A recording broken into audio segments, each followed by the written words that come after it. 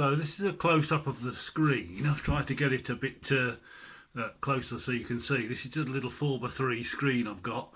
Now the noise you can hear in the back is the alarm sounding, because I've got the system running on the bench, but I haven't got any voltage tap modules plugged in. In fact, I haven't got a B board at all. So what I'll do is I'll mute the alarm first of all and try and explain to you what the various things are on the screen that we can see here.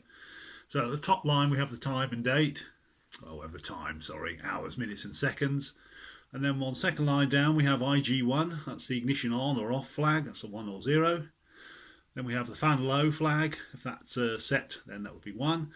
If they're fan high flags, battery fan high flag, and that would be a 1 or a 0. And then we have the alarm flag, that indicates a 1 because there are some alarms that have been set.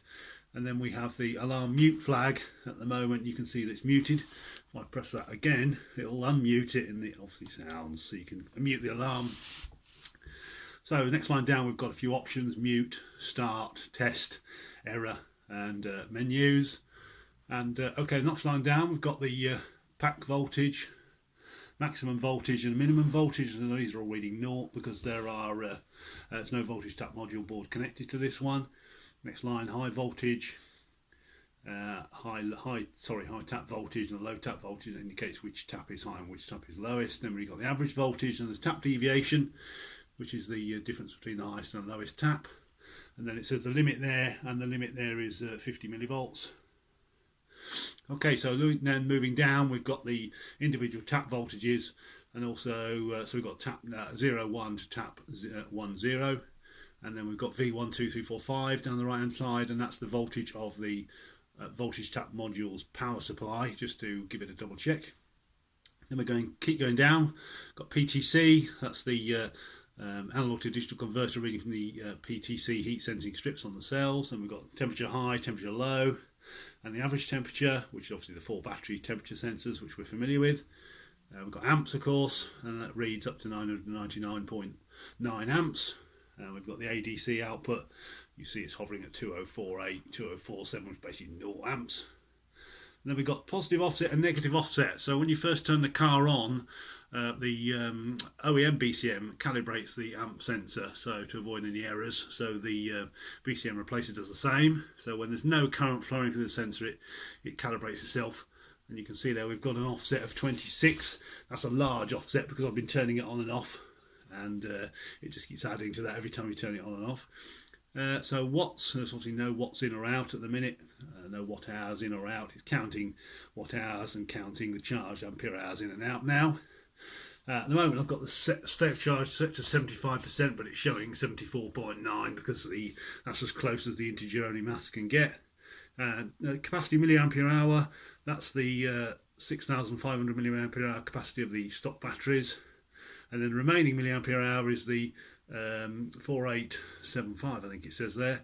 That's 75% of 6,500.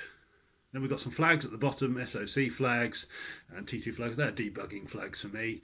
Then at the bottom there we've got a key, and if you press a key it changes. So if I press a key 7, 9 for instance, it just tells me what key I'm pressing. Then we've got some more flags there, B3 and B4. So if I go to the error screen, which is number 6, and you can see there, if it's going to focus, yeah, we've got some errors showing there, and you can clear that list if you want. You can see we've got some, it's below the battery voltage minimum, which is not a surprise, and there are a million communication errors because there are no voltage tap modules, so I'll just clear that list. Confirm yes or no. Confirms, clears that, and I can go back to the main menu. Obviously the alarm flag on the top second line down is still set because there are still alarms, and the alarm's still muted because obviously the voltage tap modules aren't connected. Now if I go to the menus, there's various menus here, just mainly for debugging, testing various functions, all sorts of things in this big menu list here. Come out of that, and what else have we got? I'll just try to think really. I can restart it if I want to. No, I don't think I want to do that, so I'll click no. And errors, we've seen that. Mute, we've seen that. 4, start, 8, what was that? Oh yeah, this allows me to set various flags so I can see what effect they have on the car when it's running.